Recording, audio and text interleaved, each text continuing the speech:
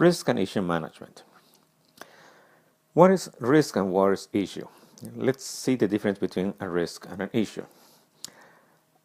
A risk is a probability of an event that may have a negative impact on the project, while an issue is an actual event, something that is having or will have a negative impact on the project.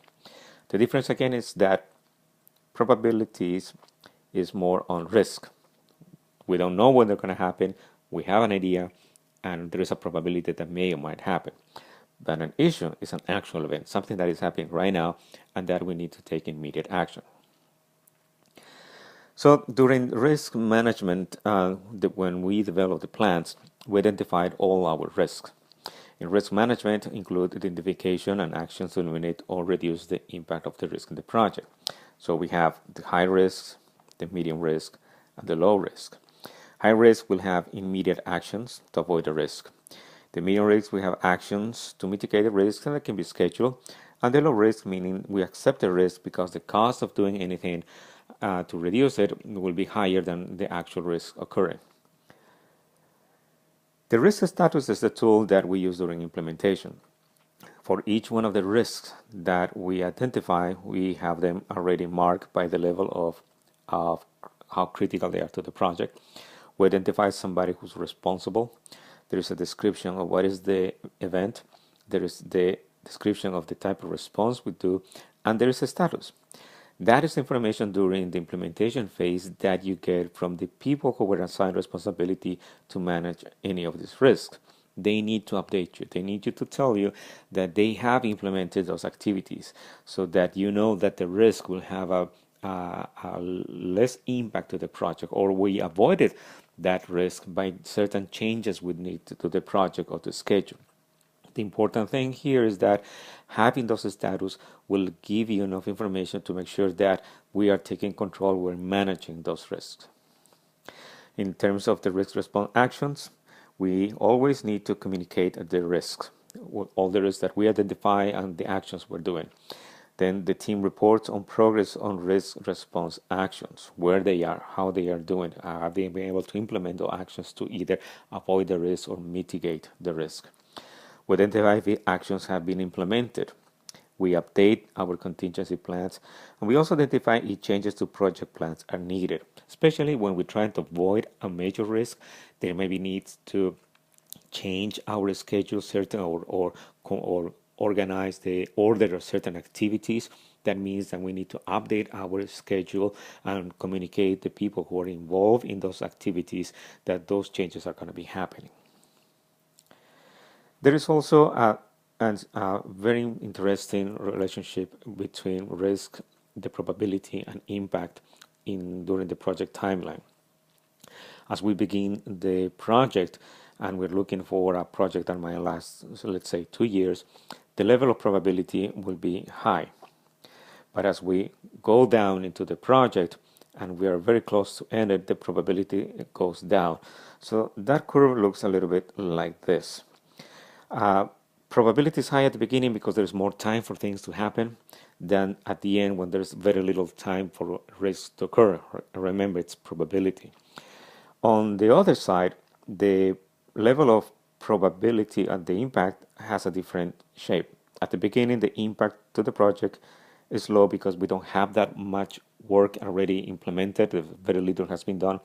But at the end, there are a lot of cost that has been invested in the project. There's a lot of work done, so the impact of any major risk can be significant to the project. So the curve will follow this shape. And this is important for us to understand as we start making progress and we start updating our risk log. We need to understand that the closer we get to the end of the project, whatever risk we identify, the probability is going to be high. I mean, it's going to be low, but the impact may be higher. So it is something to keep in mind as we start making progress and we look at the different elements of how we manage our risk and how we need to make sure that we get the right actions behind it. Let's look now at issue management. An issue is a present problem that if it's not resolved will impact the project's triple constraint of budget, schedule, and scope. So issue is something that is happening and is creating a series of problems to the project, either in their cost, in their schedule, or scope, or even quality, and we need to take an immediate action to stop it. So how we do that? We go to the process and we do issue management. It's a process where we're going to have an issue log. We prioritize the issues, we assign responsibilities, we resolve the issues. We have an escalation process in case we need authorization from the donor or management in the organization, and we communicate. The issue log is a spreadsheet where we capture all these issues that are being reported by the team. So we need to have an issue number for each issue, the date the issue is reported, a detailed description of the issue, why it's a problem, how that problem will impact the project. We assign a prioritization level depending on the impact of the project. We also assign an owner. We set a date for resolution. We have a description of maybe some of the action steps. We also include a column for status and notes for escalation. The issue log is very similar to the risk log. It might kind of have the same names or the same information, but what is happening here is that we are identifying all the problems that are actually happening, and we rank them, we organize them based on their impact to the project.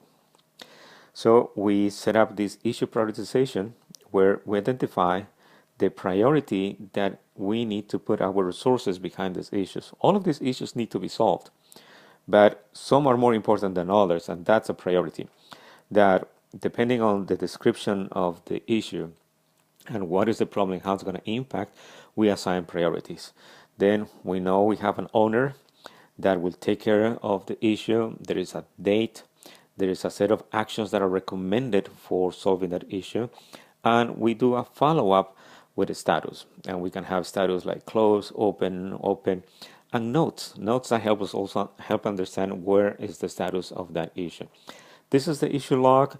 You will have different numberings that eventually will complete, and as you go to the project, this can be even, you can even have many pages of issues of all types of and size of different issues, but you need to track them. You need to have a log to understand where they are and who is in charge of them, who's going to be responsible for reporting, and what is the status and how we're closing those issues. Issue prioritization is a basic process where you set up your priority levels, depending again on the impact on the constraints, on the scope, schedule, budget, and quality. And very simple, we use a color to ID the priorities. Red will be all the high priority. These are critical issues. They're going to have high impact in terms of the schedule or the budget of the project. Yellow will be your medium.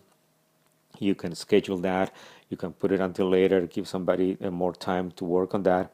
And then green, meaning low, and you take on resolve that issue based on availability of resources and time, but they usually go later on that list. The idea is that with this prioritization, you know which issues you need your team to focus. You also assign responsibilities. That is important. It has to be a team member responsible for the issue or issues.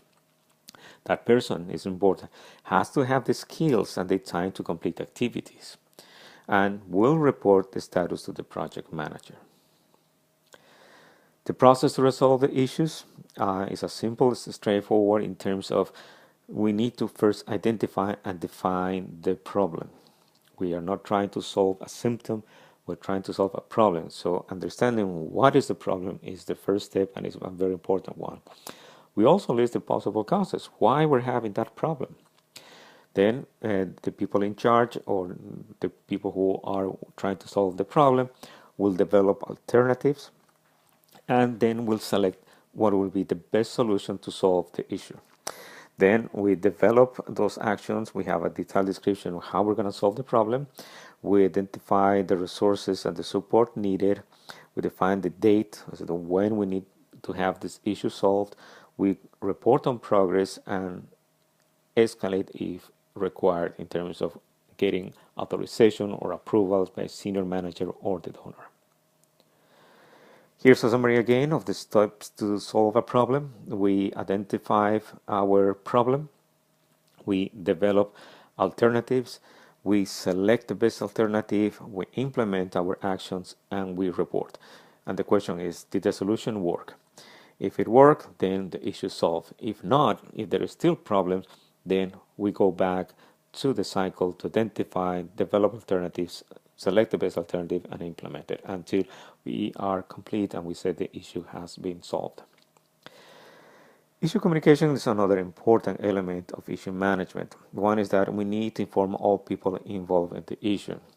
High priority, all those issues are high priority, and we need to inform the steering committee. They need to be aware of what's happening. And that steering committee may even include the donor or senior management. We report on the issue status. Where we are we still open? Somebody's working? Are they on time? Would they be able to communicate the status of that problem? We also communicate when the issue is complete to let everybody know that the problem was solved, and also communicate when the issue has escalated and will require additional approval from senior manager or the donor.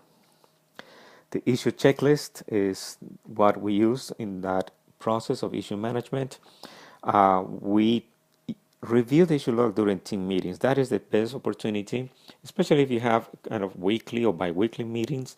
The team will give you an update status on the issues. The person responsible for maintaining the issue log will be able to keep track on all the information that is needed in terms of updating the status. The team knows how to report issues, so they are aware about the purpose of the issue log and the checklist, and we have that information available to them. The issue log is accessible to the team, it's not hidden or protected. They are able to see, they are able to report on that. There is also a clear process to escalate issues. The idea is that when there is something that needs an approval or a change that is beyond the level of authority of the project manager, we know how to escalate that. And it will go up to the different levels where we need the type of support or the type of approval needed to solve that issue. That could be senior manager, it could be a program director, it could be the donor. There's all going to be a defined process to escalate those issues. We always try to keep the issue log up to date with the information, because that's going to be a reference to the team who's constantly looking at the information to track on those issues, and key stakeholders who are interested on the issue log will be asking for the status and saying what is the status on that issue. And we communicate when the issues are resolved. This simple checklist will help you manage those issues. Again, issues are things that are happening that they need your immediate attention, and organizing them, having an issue log, having a process in place, giving people responsibilities and a due date and the process to escalate the issue will help you manage those issues. Risks and issues are two elements that happen during the implementation of projects. They happen continuously. There are things that are impossible to foresee, and they are impossible to predict, and problems will always show up. So issue management is a simple process that will help you manage your issues and keep them under control.